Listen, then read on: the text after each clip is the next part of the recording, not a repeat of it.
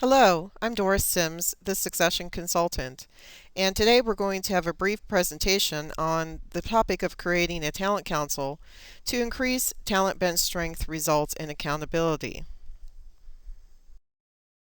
Specific topics for discussion today include what is the purpose of a talent council and why should we form a talent council, and who would be members of this talent council. We'll also look at sample agenda items for the Talent Council and how can the Talent Council increase talent review, succession results, and accountability. First of all, I'll be using the phrase talent bench strength during the presentation. So let's look at the definition of this term. Talent bench strength is a phrase that I use to refer to the internal work in the organization to build and maintain a talent bench strength strategy and process. This is a proactive strategy designed to protect the company from talent loss and to identify and develop top talent to achieve the business goals. It all refers to the internal work rather than the external recruiting of talent. And a talent bench strength strategy is designed to retain your high performing and high potential employees by actively developing their competencies and their career path options. So, talent bench strength actions might include talent review meetings, succession planning activities, top talent identification, and leadership development.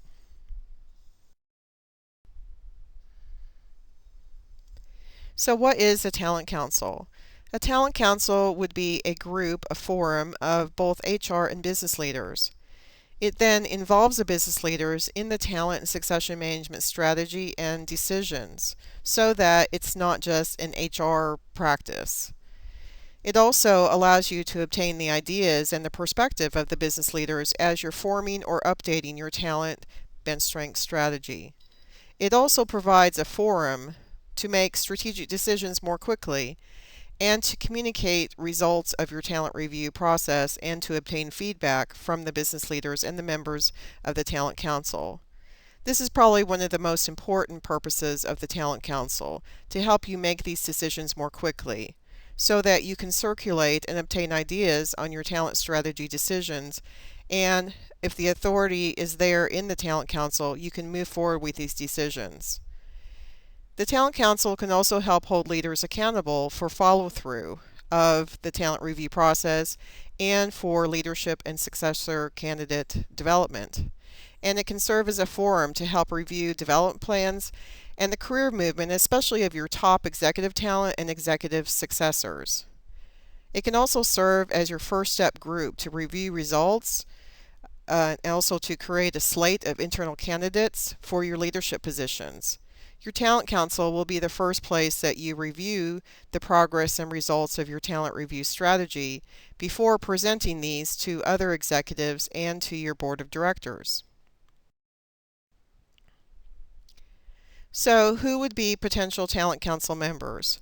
First of all, those who are your business executive champions and/or sponsors would certainly be excellent candidates for membership. And the leaders on your HR team who are involved in the talent and succession strategy and process, who will likely be your head of HR, your head of organizational development, your head of recruiting, so that you can tie your internal and external talent processes together, and anyone else who is going to need to be intimately involved in the talent bench strength strategy on the HR team. Now, membership can be a rolling membership. For example, after the first 6 months, you might have 2 members who roll off of the team and 2 new members who roll on. And each consecutive meeting after that, 2 new members roll off and 2 more roll on. In this way, it's not such a time demand on any one person, and you can obtain new ideas. But it's important to have only 1 or 2 people roll off each time, so that every meeting you also have people who were at the previous meetings as well. The initial purpose of your Talent Council might be different from your long-term purpose.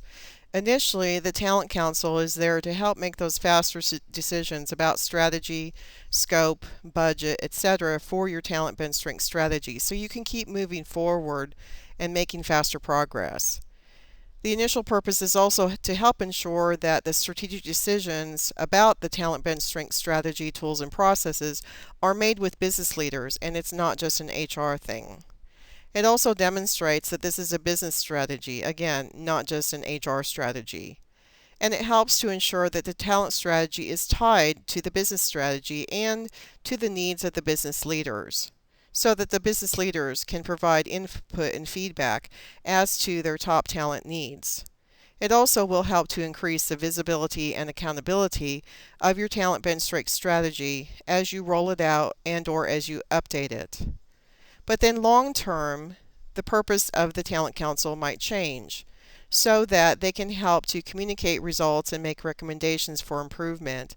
And they can look at the development progress of your top executive candidates.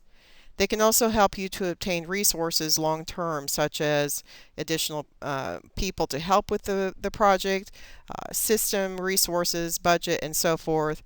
And again, as you keep updating and improving and expanding your talent bench strength process, they can also keep helping you make those faster decisions. Here's a sample agenda for your first meeting. First of all, of course, you'll want to introduce each member, how they came to be on the team, and what the roles and responsibilities are of the team members. If you're going to have a roll-on and roll-off type of membership process, you'll want to explain that as well. You also want to review the purpose of the Talent Council, as we've discussed here in this presentation. And then you'll want to look at what are our business needs, what are our talent strengths, our risks, and goals in the organization. You'll want to discuss with the team and or determine what is the meeting frequency. Will you meet every month? Will you meet every 2 months? What would be the appropriate frequency, which is going to depend on your situation and how quickly you need to roll out a talent and succession strategy.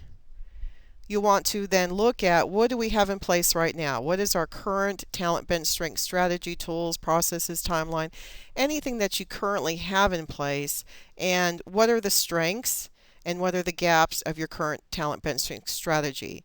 Basically, you're bringing the members up to speed on where your starting point is at that point in time.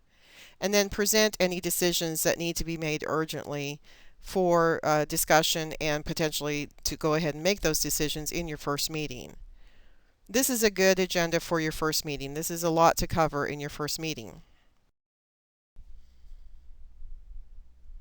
At your second meeting of the Talent Council, it's a good idea to start by reviewing the leadership competencies for the organization, especially if these might need to be updated or reviewed again and approved, because your leadership competencies will be the foundation for your successful talent bench strength strategy.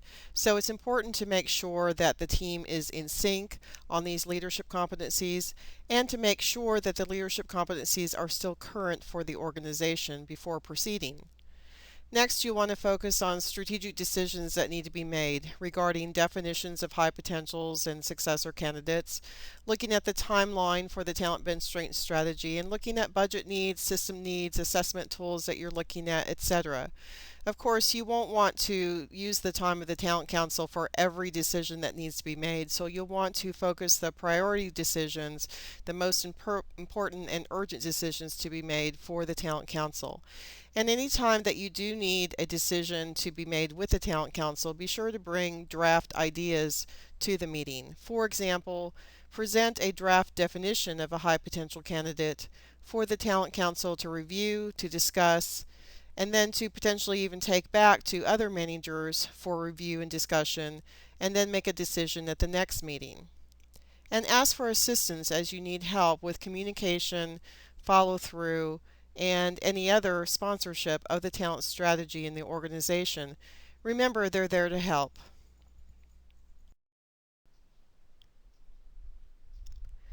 For subsequent initial meetings in your Talent Council, of course, you want to start each meeting with an update on the progress made to date on your talent bench strength strategy, processes, and tools. You'll want to focus on other strategic decisions that need to be made or assistance that you need from the Talent Council to obtain budget or resources or systems. You want to present the metrics that you're going to use to measure the results of the talent bench strength strategy, and be sure to tie those back to the talent management goals that the team already decided to use, and ask for their feedback. Ask for assistance as needed to also help with communication, follow through, and accountability of the talent strategy. Remember, these are your champions, your sponsors, and they want to help. And discuss the next steps that need to occur in the talent bench strength strategy, so all the members are up to date on what is going to happen next. After you hold your first talent review meetings or your first updated talent review meetings, present the results and feedback from those talent reviews. How well did they go? How many talent review meetings did you have? What was the feedback? What results did you achieve from these talent reviews? What are any urgent issues that were identified, such as a key executive position with an urgent successor development need? Present the development programs and resources that will be available for top talent successor development, and ask for feedback, budget if needed, and for participation in these development programs. Use the Talent Council as the first group to hear the presentation of talent results and risks prior to presenting this information to other executives or to your board of directors. This can be a practice run for other executive presentations and the board of directors presentation. Present ideas and feedback for changes and improvement to the talent review process. Ask for their feedback as to what is working well and what can still be improved. Moving forward, the Talent Council can now be used for new purposes, such as reviewing any open leadership and executive positions in the organization and working together to identify a slate of internal candidates for the position. Additionally, the Talent Council might review the profiles and the career and development plans for the top executive successor candidates. The Talent Council won't have time to do this for all top talent in the organization, but a special focus can be placed on executive talent and successor candidates at that level, and members of the Talent Council might also serve as mentors to these top executive successor candidates. The group can also continue to review metrics, issues as they arise, resource needs as they arise, and ideas to increase accountability, results, and follow-through as needed. If you have additional questions about forming a Talent Council, or if you have questions about the talent review meeting process, succession management, or high potential identification and development, please contact me at doris@successionconsultant.com.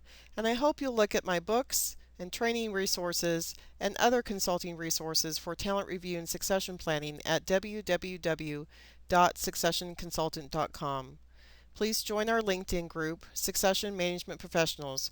We have 3,000 global professionals in our group. Thank you so much for participating in this session today.